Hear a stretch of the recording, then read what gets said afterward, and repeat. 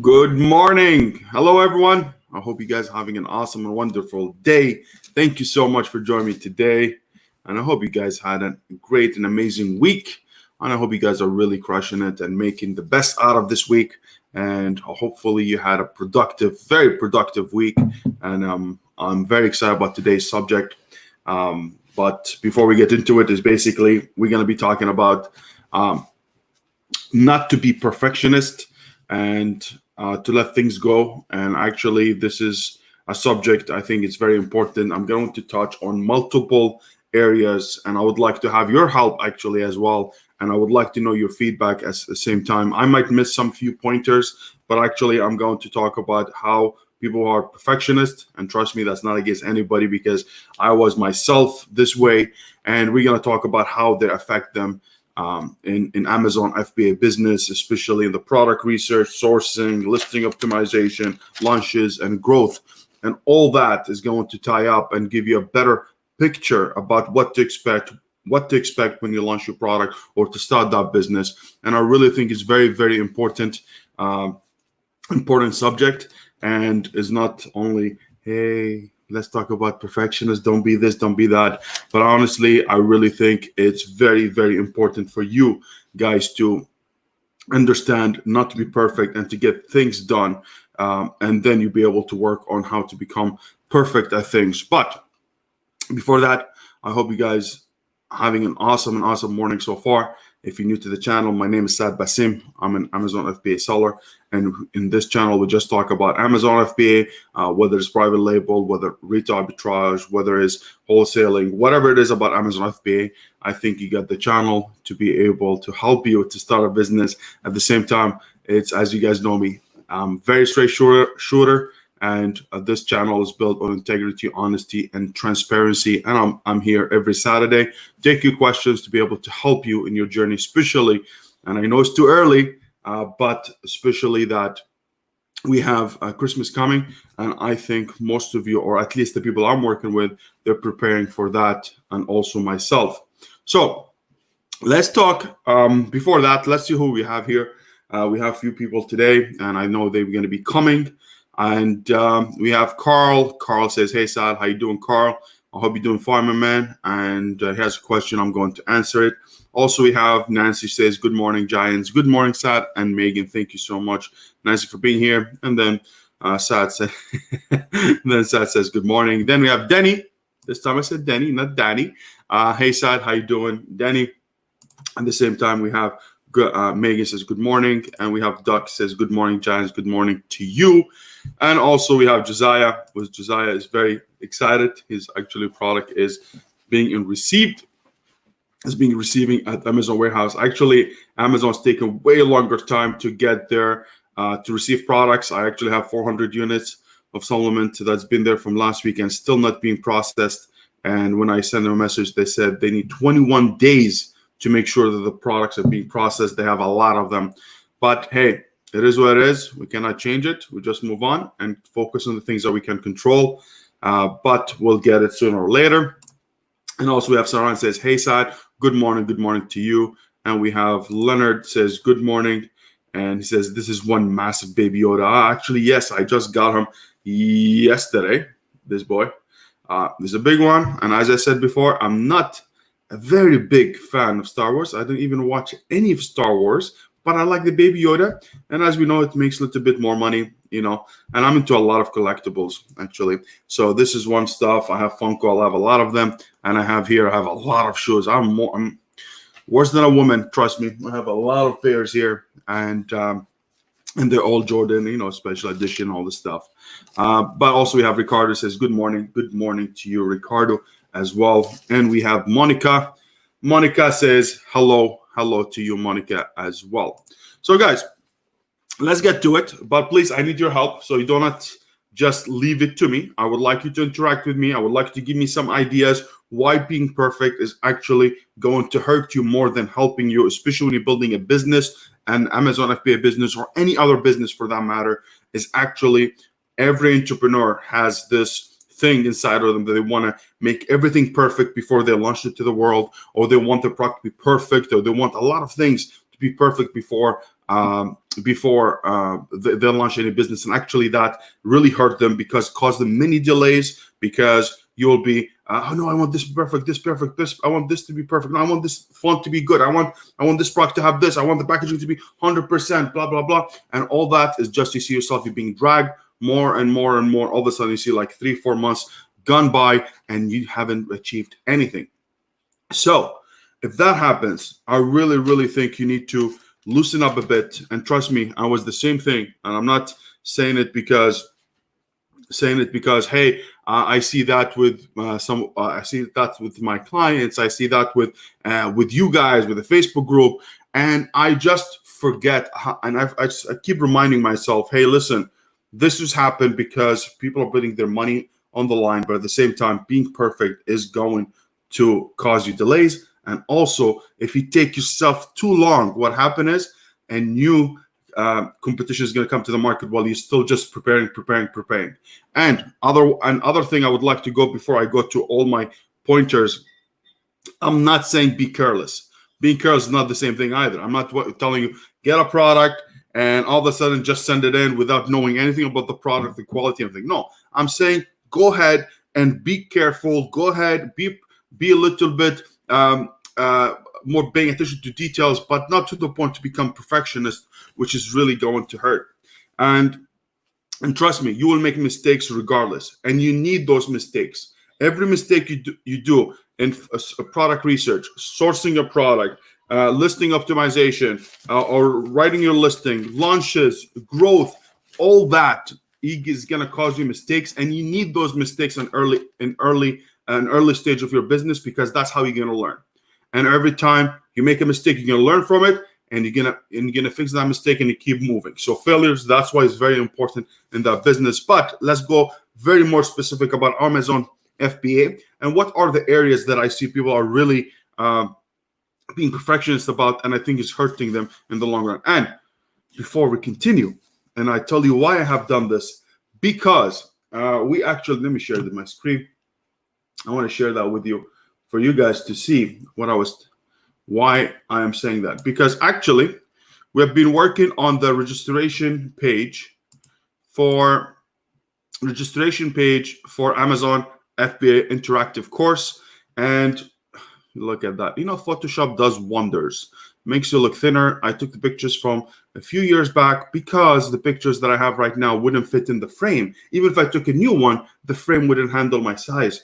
But I realized is when we're doing this landing page or opt-in page for the course and for the interactive course, and I know only 25 people are going, the first 25 people are gonna get a lot of good things here, and we're still working on them, is actually I found out that we really trying to make everything perfect, and what happened is delays. Every time there's a delay, every time there's changes, because I don't like that font, I don't like that number, I don't like, we misspoke about this. And actually, I don't think a lot of people care, is as long as 90% of the job is being done.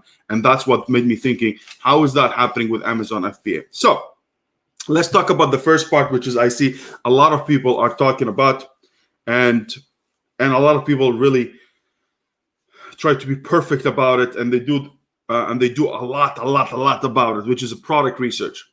First, product research, I'm telling you, product research is people who get in the business, they want to find the perfect product. And I promise you, it doesn't exist. It doesn't exist a perfect product that, hey, the one people talk about, low competition, high demand, and you want to see only 2 people, they're really killing it, so you come in and you're going to kill it. No, it's not going to happen, because we are in a very active market that even if you find the product today, it really looks like amazing opportunity. Competition is going to come, and you will have more competition than when you initially research that product. So it's really important to understand, no matter what happens, and I get that question a lot, it tells me, hey, what happens if I find a product right now and then all of a sudden I see competition come? It's going to come. You need to be prepared, but always going to differentiate you from them is that you have a better listing. You're going to have a better strategy for marketing. You're going to have a better strategy of how to get more sales and adjusting your copyright, doing your back end, doing your images, doing all the stuff that we talked about, bundling, differentiation, all the stuff that we talk about usually is the things that are gonna give you an edge. So no matter how many people are out there, it's you the one who's going to make a difference if you know what you're doing. And also I see them, hey, they always, some people, they always go through the criteria of validation and they want to have every single of them. Like, for example, which is going to share that, we're going to share that in the course, is a 12 validation points or system that we have to validate a product. And you don't need to have all the 12 check marked for you to be able to commit to a product. It's not going to happen. If you get 8 or 9 out of the 12, you're good. You're still a bigger percentage, 80-90% of the validation process or of the points that you need to cover. You have covered them, and that's going to help you to find a good product and to go with a product that proven by data. So in product research, at the same time, do not go ahead and launch a garlic press, but at the same time, do not go ahead and be very, very, very perfectionist about the product, because nobody knows. Not me, not anybody else who claims they will know it. You will not know. All what we know is we're going to get the data, we're going to study them, and we're going to base our decision on the data, and then we're going to launch it to our best ability. Other than that, we cannot control it. Nobody can prove it to you or going to tell you, hey, this is 100% winner. But what we can tell you, the data proves it. Go ahead and do it. So for you guys out there finding a product, do not spend some time for your product, but do not think that you're going to find the perfect or the golden nuggets that maybe 1 out of 1,000 that you're going to find. So I really, really you need to be very reasonable, especially if you're going to take that time on one product. So what's going to happen if you're going to launch the second product, third product, fourth product? You're not going to find second, third, fourth, fifth, sixth, 7, 8, 9, 10, or 20, 30, 50 products that are actually perfect. It's not going to happen. So I'm just giving you a reality check, guys, and I'm telling you my opinion on it from my experience for you guys to put that in your mind. So if you're facing that right now, you need to think about it and go back and say, hey, you know what? I'm not going to find the perfect, but it's almost perfect. So you go with that. The same time, that's number one, product research. See that a lot. If there's anything I missed here, product research, why people are being delayed, please let me. Oh, actually, differentiation. We can put our product research. Differentiation, I think people overthink it. Oh my God, product research. I don't know. I don't even know how come I missed it. You will with differentiation. I see a lot of people, they overcomplicate things. Very, very, very overcomplicate things. They go ahead and they find a product and they want to add everything to the product. So for example, if they buy a product for $10, you see them, they going and they adding this differentiation or bundle that adds $5 more. And this is really going to hurt them because you're going 50% more than the value that you're willing to pay. And it's going to give you a little bit of a hard time to sell the product. Actually, not a little bit. It's going to give you a hard time unless the product is completely customized and completely different than other people. Otherwise, you're going to hurt yourself. The rule that I take is 10%. If I have 10% of the product, it's my differentiation, then I can support it. Especially if I'm differentiated, it's going to help me with my launches, going to help me with my reviews. And once that happens, then I will be able to go ahead and actually raise my price later on once I establish my rankings. Now, number two, which is going to be in the sourcing area, and I'm going to tell you a few pointers where sourcing people, and when it comes to sourcing or finding your supplier, what people are really making mistakes or they want to be perfect about is getting the best price. When you negotiate with any suppliers in the beginning, guys, no matter what happens, you're not going to get the best price. So if you see your competitor that's been selling for a year and they have multiple orders with their supplier, they're going to get a better price than you. So if you go ahead and you go to Amazon FBA calculator and you say, hey, listen, this product is going to give me $20 in return, $10 is going to be my product, so I am doubling my money, I'm making $10. Actually, it might be 8, it might be 7.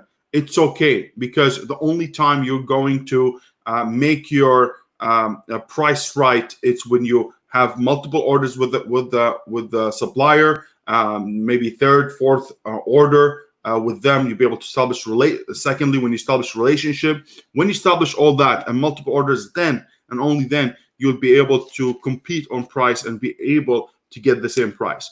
But if you did your differentiation correctly, you should be fine. And this is my opinion. In sourcing, there's another thing, which is also the best shipping. So a lot of people, they get the best shipping rate. They think, if I don't get the best shipping rate, I am going to suck. And actually, in my opinion, in the beginning, I don't care about the best rate for a product or either shipping, because I am looking for speed. I'm looking to get my product as soon as possible on Amazon for me to start my process of launching and a little bit getting my reviews, and later on I'll be able to focus a little bit more. Now, is it able that for you? I'm not telling you go ahead and be stupid and all of a sudden you just go ahead and find you a shipping rate that double the price. But if it's $100 extra or whatever, and you know somewhere else you can get it for a little bit cheaper, but get things running, because I'd rather deal with one supplier that do the shipping and everything than dealing with my supplier and also a shipping company, which is two transactions. And I know if you go to another freight forwarder, you might save more money than with your supplier itself. But in the beginning, is matter of speed. You want to be the first one there. You want to be able to get your product. So if it's $100 or something like that, go ahead with it. Do not overthink it, and do not think that you're going to be in the first order. I mean, you could, but you want to get a full container for yourself just because you're the man or you're the woman. Just be reasonable with your thing, and you know things are going to be working out. That's why I said this business is not about get rich quick scheme. It's about a process, is about something that's going to take time, and more you get into that business, better the outcome is going to be. It's like fine wine. With age, it gets better and better, because more your product matures up, more is going to have reviews, more ranking. You'll be able to get better and better and better at everything. Number 3 in sourcing, I see changing the product or over customizing, which is we touched on a little bit on the product research part, but actually overthinking the customization. And we talked about it. Everyone wants to do everything to it. They overspend. And at the end, what happens? You overbait for the product that nobody's going to pay the price that you're trying to sell it at. So you need to be very, very careful and test the market. That's when split testing comes, and see what the market is going to accept. And that's really important. Number 4 in sourcing is overthinking the payment process. And I think a lot of people, hey, how can I do it from this bank to another bank, blah, blah, blah, send it. It's very simple process. Do not overcomplicate things. It's basically you're going to pay with Alibaba payment, Alibaba assurance, or you're going to pay with wire transfer. I really recommend for wire transfer. Once you establish a relationship with your supplier, then you'll be able to pay them wire transfer, unless you have a sourcing agent that's working for you, you'll be able to pay him with wire transfer, and it's the same thing. So do not overcomplicate and be perfect. Payment has to be I source a rate for $45. No, I want to the rate for $25 at Chase Bank, but I don't know, the other bank, Wells Fargo, they charge me $45. So I know I'm going to change everything. It's going to take me a week to change everything, to change all my banking with the other bank just to get that fee. So be reasonable, be a little bit, let it go, even if it's cost a little bit more, but it's going to cost you much better return on your investment once you launch the product very quickly. Number 5 is, which is a mistake I did big time when you're sourcing a product and dealing with a supplier, is actually drafting a very detailed contract. And this is, I have done it, and I swear to you, I'm not kidding you. My first product, when I did 3D pen filament, is actually I was pain in the bum for the supplier, and I didn't even know it. Was very natural. I come from mechanical engineering background, so I was very technical. I know the tolerances, up plus and minus 3 thou, 4 thou, 5 thou. And when it comes to this pen filament, there was very small diameter. And what I did is actually I drafted that thick of contract for them to make sure the product, the quality be good. The tolerance in each one of them has to be that much. Was tedious, was really, really bad. Even me thinking about it right now, thinking about it and looking back, I'm like, what the heck I was thinking is not the way that you want to deal with a supplier, especially if you want to maintain a good relationship with them for a long time. You need to make sure because they're gonna look at you. They're gonna say, "Oh my God, look at this guy's Rebate and that's. I hope we don't place. I hope he doesn't place an order with us again, and he or she doesn't place an order again with us because it's too much not trusting them and making sure that, hey, you want to get everything and catch them for everything, because mistakes are going to happen regardless, and you don't want to be playing the blaming game with the supplier all the time. So it's really, really important for you to have a good little contract, only a few pointers, 5 things that are really important to you, put them there, do inspection, you'll be good to go. Now, the third part, what I see people are really being perfectionists about, listing optimization or writing your listing. I think one thing I see the most is actually overthinking the title, bullet points, and back end. I think people still very weird. I mean, the title is very important, but I think people are really thinking about, hey, is the match phrase, I need to be here and here and here and here. And you see people are really overthinking it, and they get like, they become mummies, and they're like, oh my God, that's it. I'm not going to win because of that mistake. No. You will be able to get better and better. So don't forget, it's not only you have one chance. If you do it, if you do it or not, if you don't do it right, you're gonna die. No, I remember when I talked to you guys how many reiteration I do for my listings. I do multiple times. Like a product that's been there for a year and a half. Now I went through my reiteration of my listing, my images, my copyright 3-4 times minimum, right? But that's the thing that's gonna help you. You're going to figure out things. You're going to improve things as you go. So you don't need to be perfect at the first time. If you get close to it, it's perfect. But do not let it stop you from launching the product, or you think, hey, what I have done. So when you do the keyword research and you write your listing, write it to your best ability. But do not think, oh my God, I missed this, or I missed this little things. You'll be able to improve them as you go. Having perfect images. Oh my God. I mean, images are very, very, very important. And I wanted to make sure that you really do the best pictures possible. But as I told you, you will be changing your images at least 3-4 times. At least that's what I do, 3-4 times, to make sure that I have the best iteration, the best colors theme, the best enhanced brand content, having maybe infographics, maybe having a competitor chart, having those things, adding them more and improving them because the first one wasn't very clear or the colors were very dark. And that's how your eyes going to get adjusted to things. Because once you launch the product and you see what the things are pulling, hey, people are clicking, not buying, so you're going to do some split testing. Hey, then you look at it back, you're like, the color here is a little bit off, because the first time you're not going to catch all the mistakes that the photographer is going to give you. Like, oh my God, you're just happy that you got the product, got the product pictures. Like, oh my God, it's amazing. But actually, if you keep paying attention more, you're going to find a few things that you don't like and you want to improve. So you're going to improve them as you go.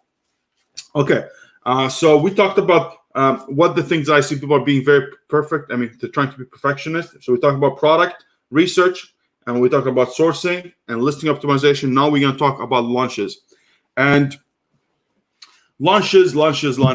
When you launch your product, look, I say always go ahead, watch other people, expand your knowledge. Do not only listen to one person, listen to multiple, and then you decide what you want to do. But actually, if you want the best results, try to find someone who's really that you like, someone who's really honest, someone who's really that you feel him or you connect with them, and try to follow one method. Because what happened is, especially on launches, I see a lot of people, they go ahead and they find, hey, this channel talked about influences. This channel talked about press releases. This guy talked about PPC. This guy talked about Manychat. This guy talked about Facebook ads. This guy talked about his mother ad. This guy talked about his father Google ad. This guy talked about, I don't know. Everyone's talking about a method, and you sitting there and you're like, you know, why? Because you're thinking about it and you're like, which one I'm going to do? And you're just going to sit there, freeze, or you're going to do the following. You want to use every method out there. You want to do the PPC. You want to do the Manychat. You want to do the influencers. You want to do the Facebook ad, the mother Google ads. You want to do all of them at the same time, because you don't want to miss out. And I promise you, your failure is going to come because you're not going to be focused. Unless you're going to go ahead and hire companies to do all this. Yes, it might be good because they'll be able to track the conversion. They'll be able to do split testing. They'll be able to track where the traffic is coming from. For me, I like to do one thing at a time, and that's the best thing I do. So I will do my PPC, and then I'll include my Manychat. And later on, if I wanted to spike the sales, or if I wanted to do something, then you can hire influencers. You can do whatever you want later on. Maintenance, Manychat maintenance flows, whatever it is you want to do, you'll be able to do them. But I promise you, when you start, this is my process. I don't care if you listen to it or not. You like it, you don't like it, but I'm just telling you my way. I will do my PPC, run it for 2 weeks, get the data, run Manychat, and I'm good to go. Anything more than that, I think it's up to you. You can do it as long as you have the money and the cash, and you'll be able to have all the time in the world to track everything and learn everything. It's really difficult. But I'm not telling you it's difficult for me. That means you cannot do it. You better person than me, you can do it, go ahead. But for me, I like to do it slowly and small process. So in launches, that's the most thing that I see. But let's talk about growth. And this is how I see people doing that mistake a lot. Let me just have a sip of coffee because I just woke up an hour ago. Oh, yeah.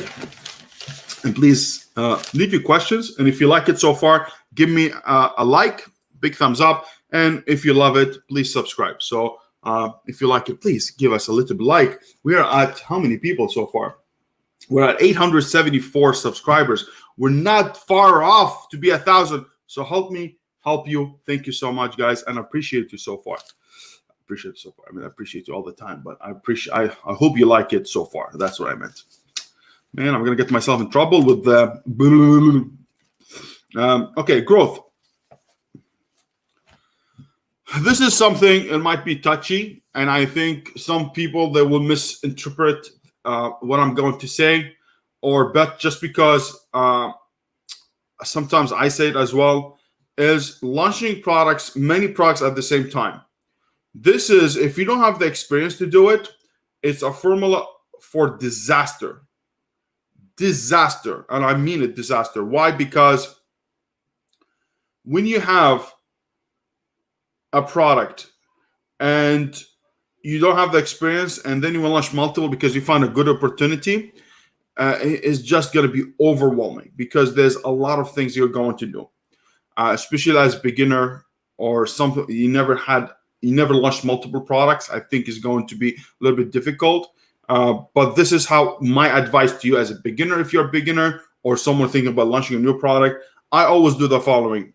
When I launch one product, I want to make sure I launch it well, make sure that I build it well, make sure I build my reviews, build my audience, and then I'll be able to think about the second product or third or fourth product, because I can use the first one audience, the first listing or the first product audience to lead or feed the other products, and I will have a better time launching the product. I will have more success. At the same time, I'll be able, and also it's going to cost me less because I'm not going to have to go ahead and do the whole Manychat all over again.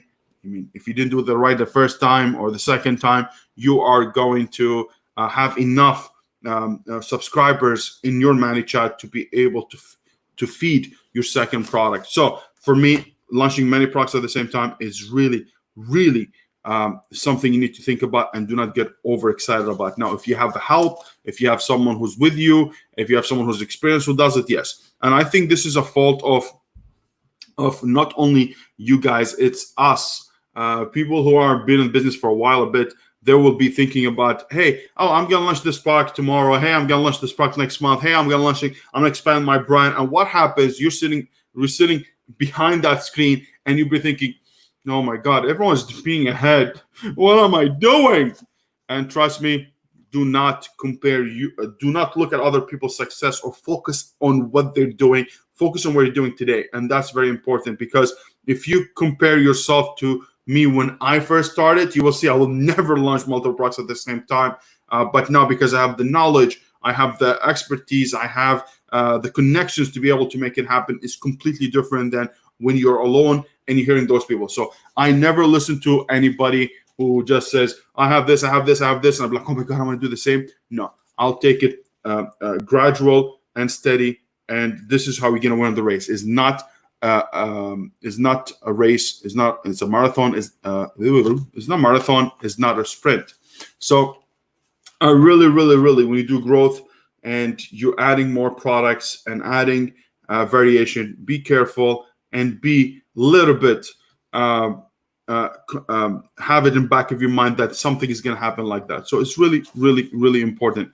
The other thing in a growth phase that I see is people actually want to sell on every marketplace that exists. And I'm going to tell you my opinion, and this is only my opinion, and that's what I do. It doesn't make it right. It makes it maybe, but this is what I'm comfortable at. Okay?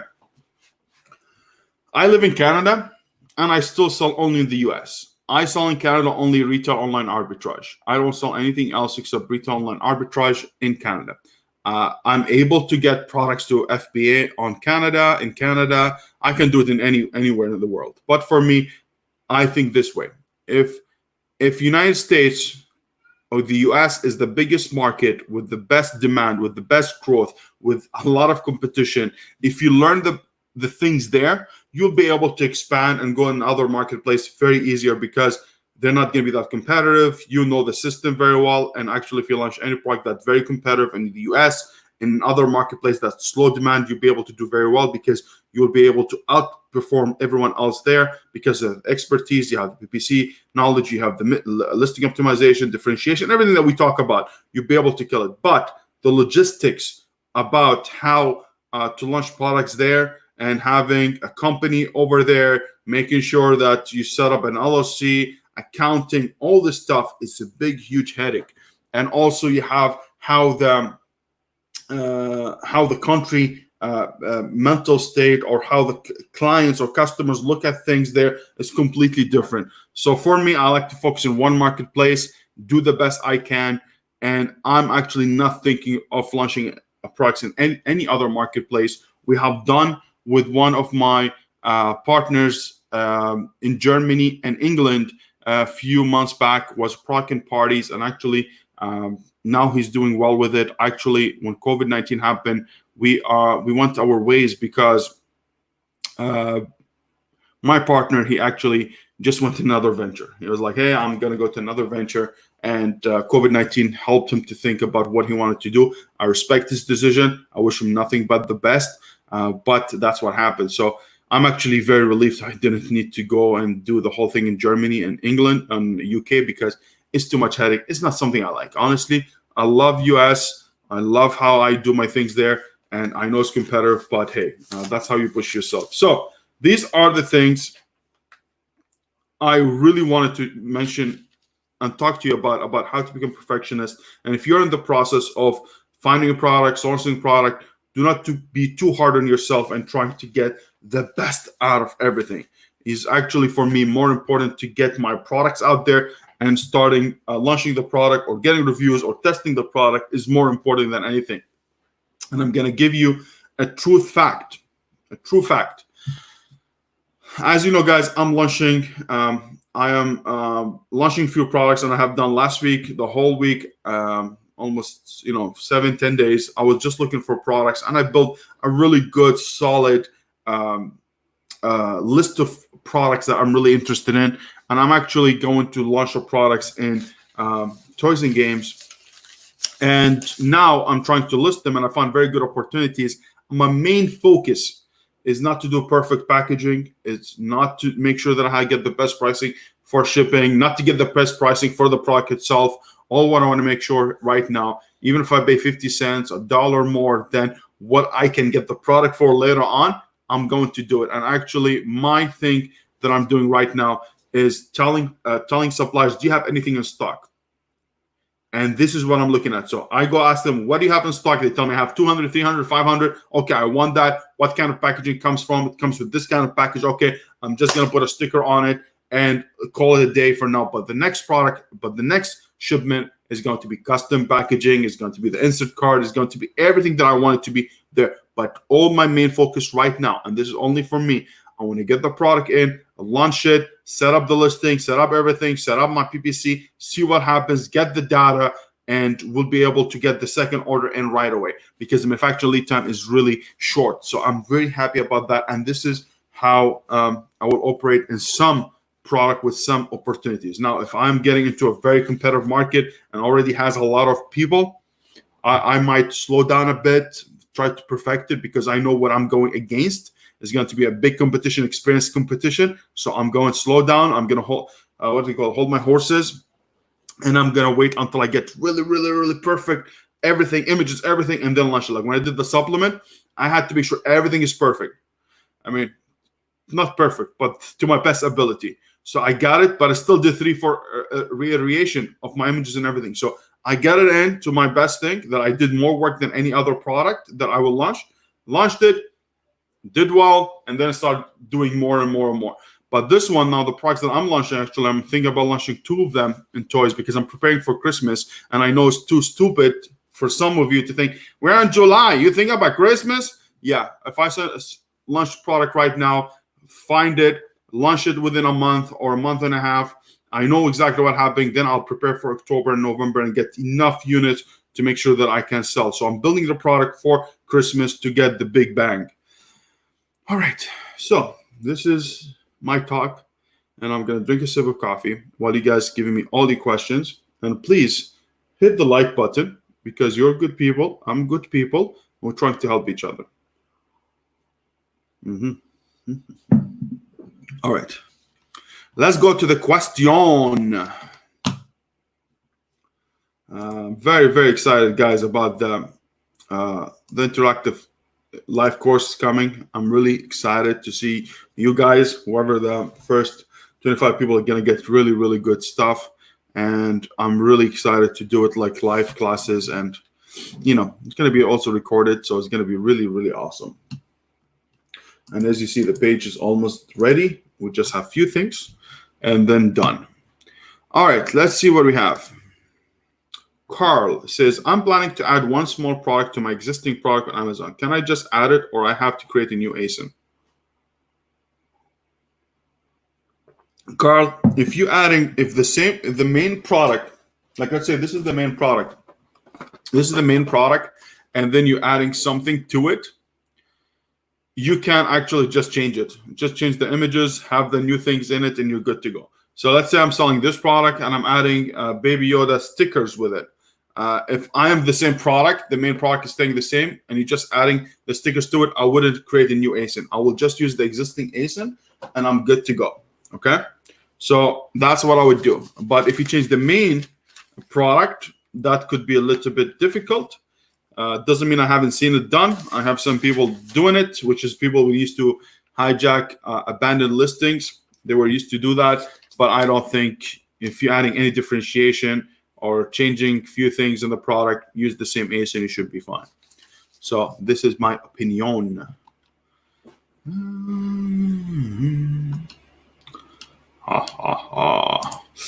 Well said. You know that I'm not perfectionist, but I remember another group when a huge thing that people got hung up on was their company name, brand name, and logo. Exactly. I'm not saying only you, Nancy. I'm talking about all of us. We're thinking about the same thing. But I think we do it gradual, and I think,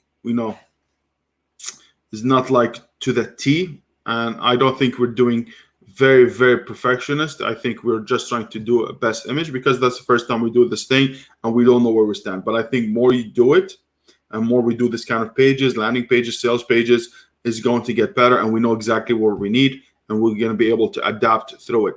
But you're right, 100% is going to. That's why I hired a company, because I know it's going to reflect on us, reflects on our image, reflects on our brand, and that's why I'm trying to get people who are better than me in this area.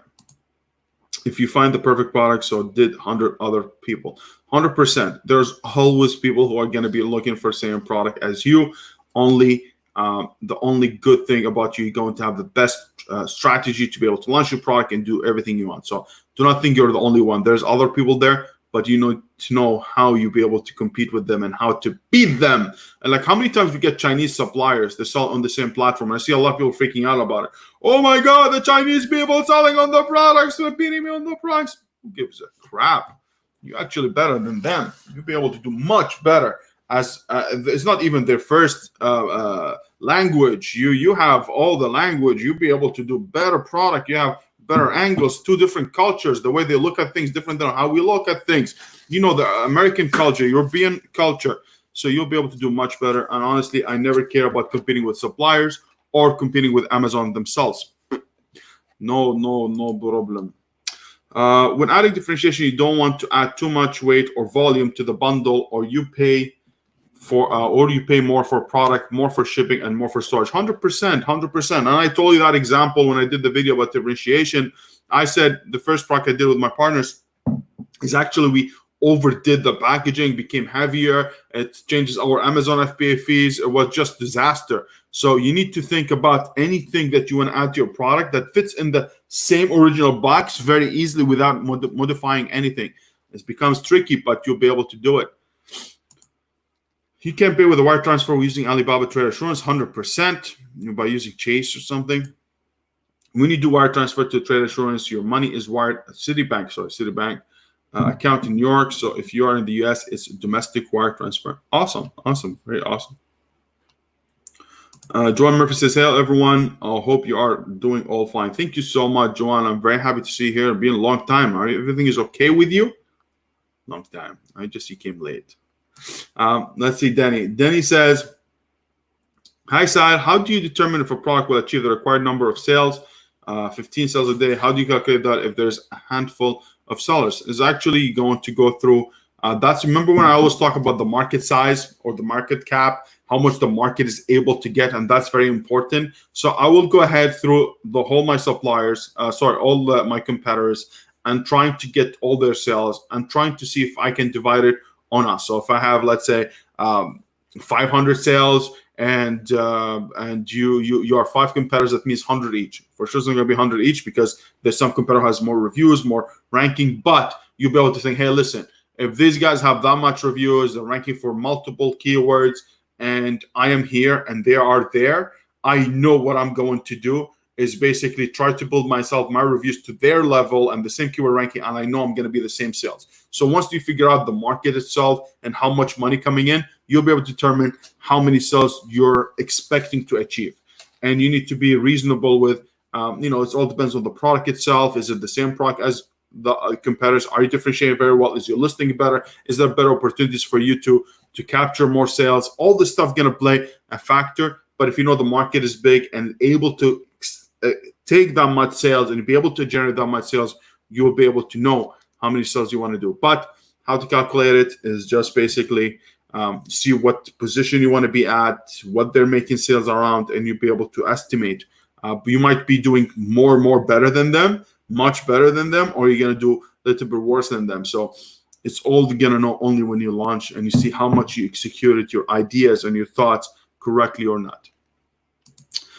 Chinese Food says, thumbs up. Thank you so much, Chinese Food. I appreciate you, man. It's been a long time, and I'm very happy to see you back, man. And I hope you're doing well, you and your family. Leonard says, this is really good. I definitely overthink. It's not only you, Leonard. Everyone thinks that I overthink it the first time. It's a new experience, a new business, and new ideas, and you're trying to put your money, your savings into it, and you want to make the best out of it. And what happens when you make a decision with a lot of emotions, you'd be scared and you're not going to execute it right because you're worried about it. But if you just slow down and know at the end of the day, if you execute everything right and worst case scenario, what's going to happen to you? You're going to get part of your money back and you'll be good to go. So I'm not telling you go ahead, be careless either. So this is very important. Do not be careless and say, boop, Saad told me, just launch the product. Say, what's happening? No, you need to make sure you really do your work, but do not think of everything. Hey, this color tone of my packaging, I think it's a little bit needs to be lighter or dark. Who gives a crap, man? Just go ahead and move on. But Leonard, it's normal. You see the second, third product is going to be completely appraised because you know how everything goes. And actually, one of the main things I do with my clients, if they're new, especially when I do mentoring with them. If they tell me, I want to find a sourcing agent, I tell them, no, you're not going to get a sourcing agent. I don't think it's a good thing for you.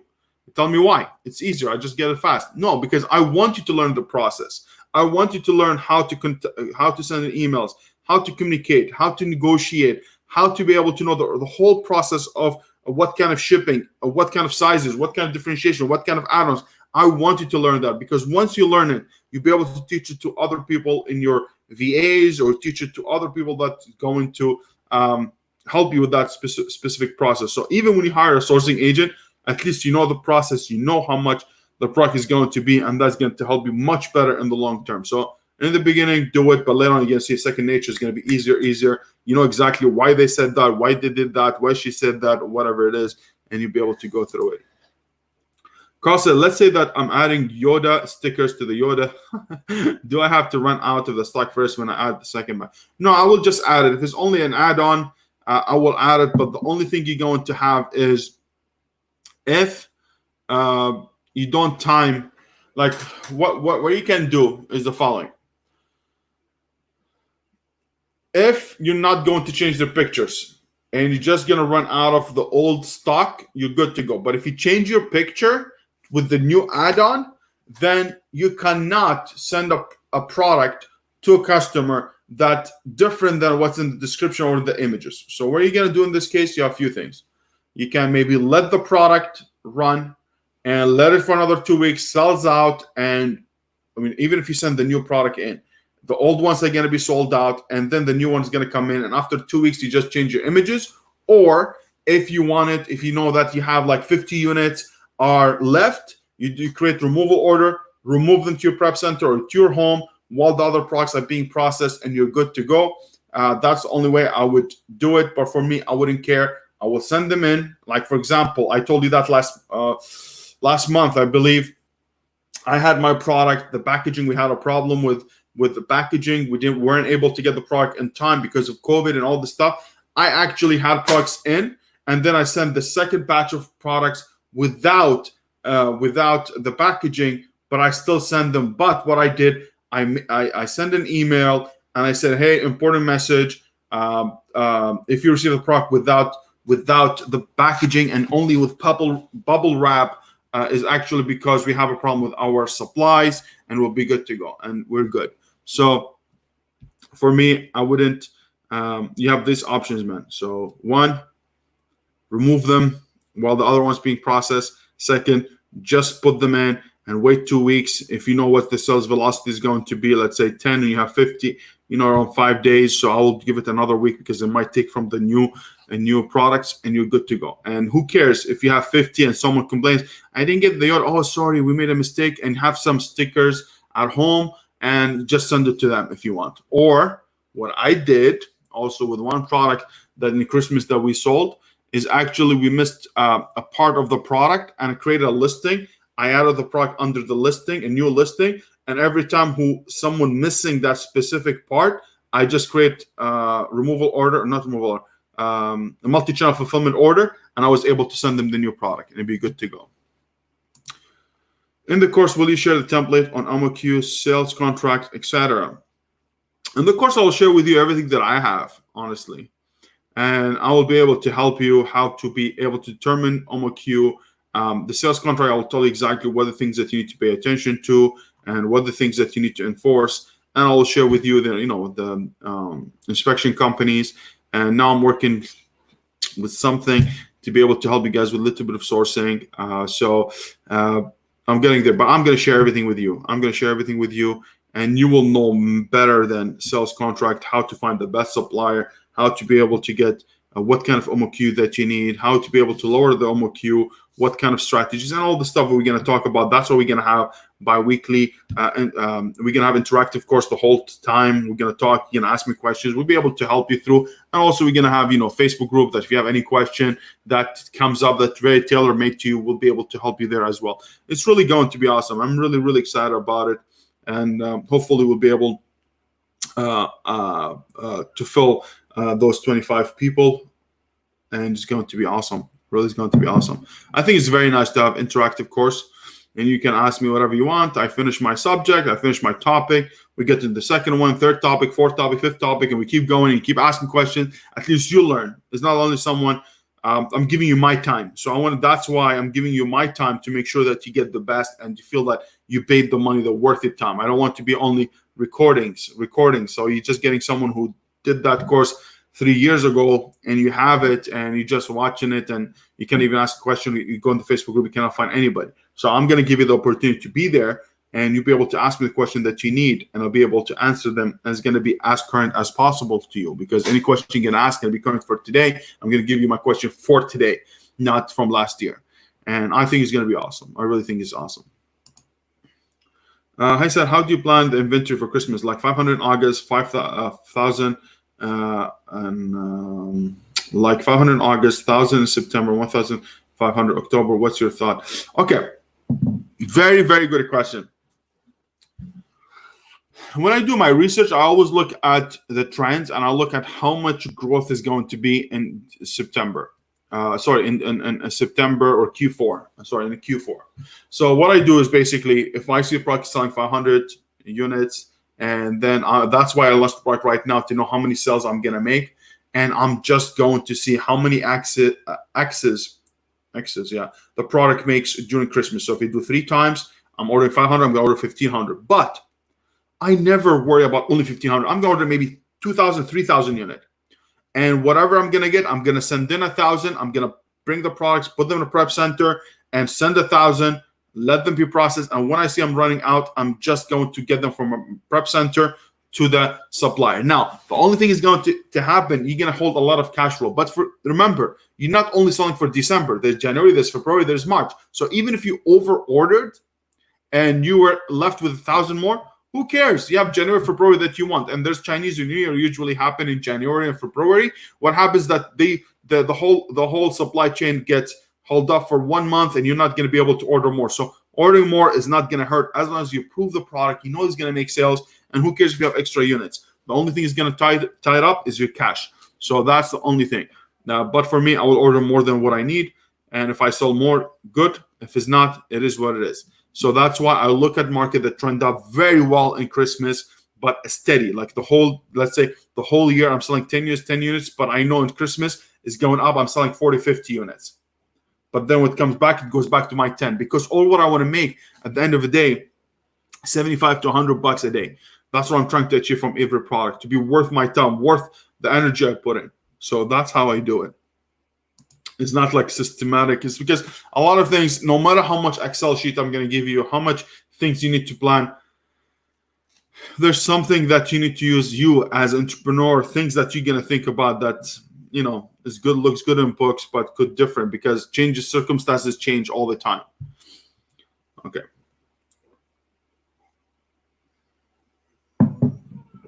I missed questions. How is that possible?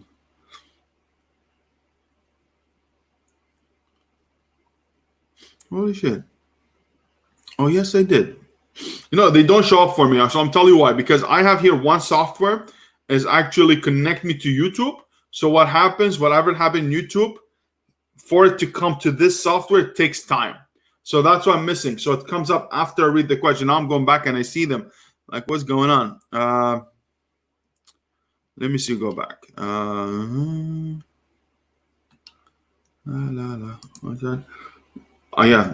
Wow. How did I miss that? I saw them, but I didn't see nothing. I mean, I wrote thumbs up, and I'm sorry about that. So I'm going to go through them again. See, yeah, I missed dispatch. Hi, Saad. I just found out my supplier is the biggest competitor in the niche. This is a good product. I sell over 20 items per day. What should I do about this relationship? Should I find another supplier?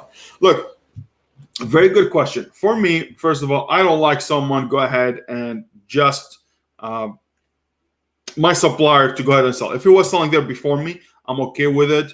But I always say, have another supplier in your pocket, because whatever happens, you need to have a bargaining chip. If the supplier mess around, does something, hey, listen, I have another supplier who will be able to help me. But I don't care if they're selling. If I still maintain my 20 units a day, you're good to go. And honestly, it's not going to change anything, because it could be any other competitor. It could be your supplier, or it could be your friend, or it could be someone else, stranger, or it could be someone with you right now who's in the chat right now, who's going to be in our Facebook group. Is going to happen, but every one of you is going to execute the product completely different. And that's what I'm trying to tell you. Do not worry about what other people do. The same product with different results. I actually had a client of mine who actually launched a product similar to some of his competitors, and he was like, "Oh my God, I'm going to do it." I was like, "Listen, let's go ahead and redo it." So he did it himself. It didn't work out. Came to me, and we did the stuff that we needed to do. And actually, he made a big, huge difference. He started selling way more than what he expected. Now his product is selling over and over. He was going to give up on that product, give up. And now, actually, we're going to have a meeting next week. He wants me to help him with how to can plan this product much better, because he's like, "Oh, I ordered it. I just have 1,000 units already. I ordered. Now I just want to get rid of them." And now he wants actually to continue with it because he gave me the trust. He trusted me when he wanted, and I made sure that I delivered on my promise, and I did. And he was selling like 15, 16 units a day. He was very happy, and now he's thinking about how can I really move hard with it and continue, not just to get his money back, to make sure that he continues. So that's something you need to, okay, just find another supplier. You might even find a better prices, because sometimes Chinese food, what happens is if another supplier says that you've been ordered from another supplier multiple units, and he knows your existing business and can be returning business, they're actually going to give you a better pricing with another supplier. So try it, nothing harm. What are your thoughts on selling similar product to a competitor but just doing a much better listing, or do you try to do something slightly new? I never look at something doing like completely new. I don't. I mean, I like to, I say do not reinvent the wheel. So if I see someone selling the same product, I will sell the same product, but I'll add something. I will add something extra to it. Bundle it 100%, I'll bundle it with something. But there's some few specific market, like there's a market I'm looking at right now. I'm going to do differentiation regardless, but I know I can compete only on my listing, on my copy, and on my PVC. I know that I can do it. I can really do very good only by using those three criteria. But I'm still going the extra mile.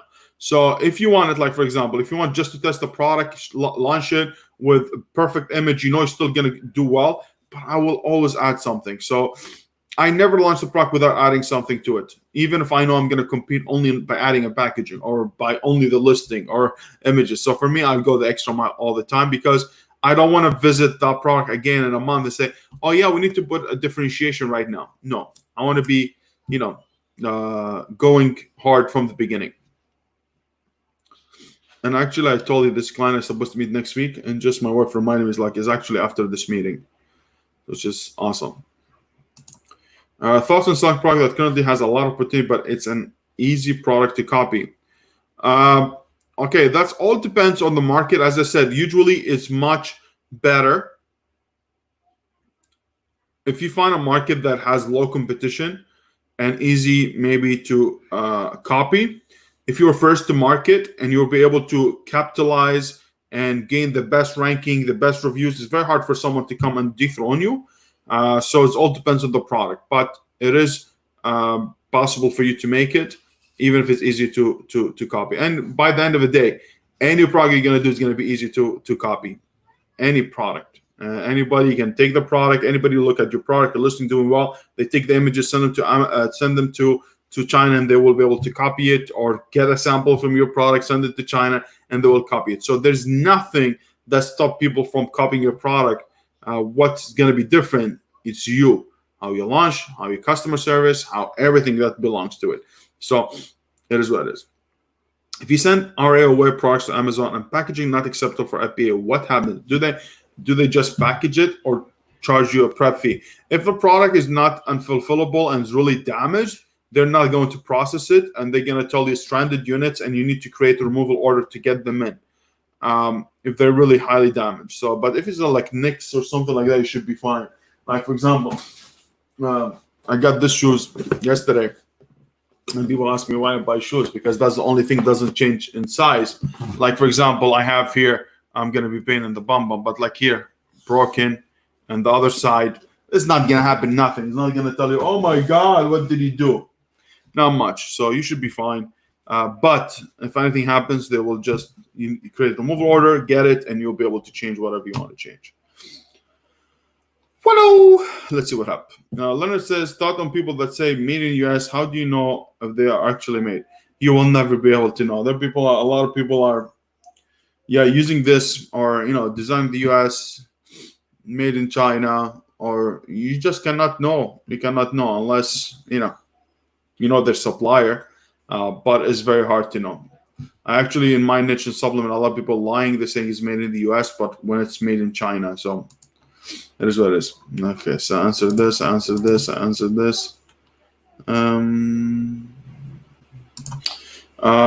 Hey, Saad, for fast launch and collect data, as you mentioned earlier, do you use generic on your listing, or first we need to have a brand register? No, if I launch a product, you don't need to brand register. I will just launch it the way it is. And is it generic listing? No, I will have a full listing. I will have a good copy. So I will let our listing optimization go ahead and create me a good listing. And I will do a decent job on my images. Not 100% good. Like I'm not going to send to photographer. I'm just going to use Photoshop and all this stuff to get it done. But on the main one, no, I'm going to make sure it's good photography, everything 100%. I will do even brand registry if I approve the concept, and I'll be good to go there. Okay, Carl. Okay, so but what if someone returns the old product and it goes back to the inventory now where the new inventory came from? It doesn't matter. If someone comes in and return it, it's going to go to another customer, and the other customer could accept it, or he's just going to tell you, hey, you missed this product. So I don't know what your add-ons is, but if worst case scenario, they're just going to send you a message, going to tell you, hey, this product is missing, and you will send it. Or what you can do, actually, there is an option into the setting where any returns will be shipped back to you and not putting back into fulfillment, not be put back into your fulfillment or back into your stock. So in supplement, for example, I do not, like you can specify which category, what products, and I'll say for supplement, I don't want any products to be put back in stock, but instead I will remove them, I will check them, and I'll send them back in because this is supplement. I don't want to mess around with. So for me, you can do that and you'll be good to go for them, and you'll be good to go. Just to tell Amazon not to put the products back in stock, and you'll be good to go. Paulo Lee says, hi guys, how you doing, Paulo? Thank you so much for being here, man. I appreciate it. Really appreciate it. Okay, we're gonna take one more or a few more questions, and then we're gonna call it do night. And I hope you guys really found it helpful. I really hope I cleared things for you, especially if you're a perfectionist, and if you're really trying to get everything to what people say, or if you heard someone very experienced and they said things like, oh, I do everything to the T. It's not going to happen. It's going to happen as you go more. I have one more question from Leonard says, for your first ever order, would you send your product direct to Amazon or to a 3PL first to check everything? I hear if Amazon does not accept it, they send it back to your supplier. The chances of that happen is very low. So this is the question. So it says, if you first ever order, would you send it to your product directly to Amazon? I always send my products to Amazon. I've never get a product to me first. I never did. I got once a problem with my first product, the 3D pen filament. I actually sent the product to Amazon, but then I had to remove it because it was in the bad category, and it was a big thing. And that's the only time I saw my products. But most of the time I ship them directly to Amazon. But before I do that, I actually go ahead and do my inspection. I always do inspection before a product leaves China, no matter what, for testing, no matter what, only to get the product in very directly, or it's not even customized yet. I always do inspection in China. I let inspection go through, give me a report, how the product is, how the quality, how the box is, how the smell of it, whatever it is, everything. I get it all done, and I'll ship it to Amazon. Now, what I said about 3PL using a prep center or a third-party logistics center is, what do you do if I ordered like 3,000 unit and I only need 1,000 unit to be in? So I will let the prep center keep the 2,000.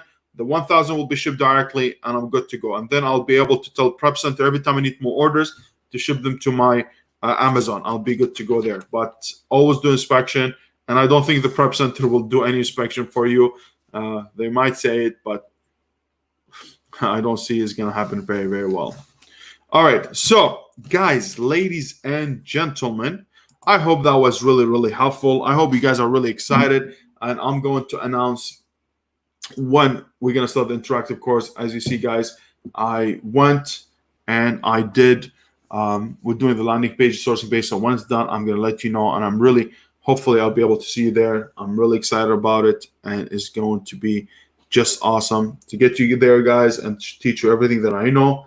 And also, I'm going to finish it with Denny says, pigback on Leonard. What if there is damages on the product during the transit? Anything with the transit, if you use the supplier is going to be responsible because they chose the freight forwarder. Or if your freight forwarder messed up everything, they will pay for it. So that's how it goes. So piggyback on Leonard. What if there's damages on the product during the transit? So this is going to be the freight forwarder and problem. But if you use the freight forwarder from the supplier, it could be your supplier himself who's going to take responsibility, and you'll be good to go. But it's going to be like a few units, 3, 4, 5 units, and usually your supplier will basically give you those units for the next order, and you'll be good to go. They're not going to ruin their relationship with you for a few units. They will give them to you and be good to go. Or if you're really, really, really bad, you can use trade assurance, and they're going to help you, but it's very hard to get claims through there. But it's a good kind of, is a good way, a good assurance to have. And also, but Amazon review and return, it's really rare that happens, really rare. If it's damaged, they're going to tell you damaged. I have done so many crap like that, maybe 3, 4, 5 units, most maybe 10, but it's not a big deal, really not a big deal. And I think overthinking it is going to happen. Brace for it. And who cares if the 10 units, just tell your supplier to, if the product itself damaged itself, they will replace it. If it's only packaging, I always order like extra packaging so I can package the product myself if there's only packaging. So I will send the packaging to my prep center, send my packaging, the extra packaging to my prep center. So when the product goes back to my prep center, they just package it and send it back in as a brand new, and I'm good to go. Anyways, guys, I hope you guys had an awesome, wonderful session. I'm very glad that you guys are here. I appreciate you. I love you. Stay strong, and let's make it happen together and stay a giant. And I will see you in the next one. Love you all. Take care.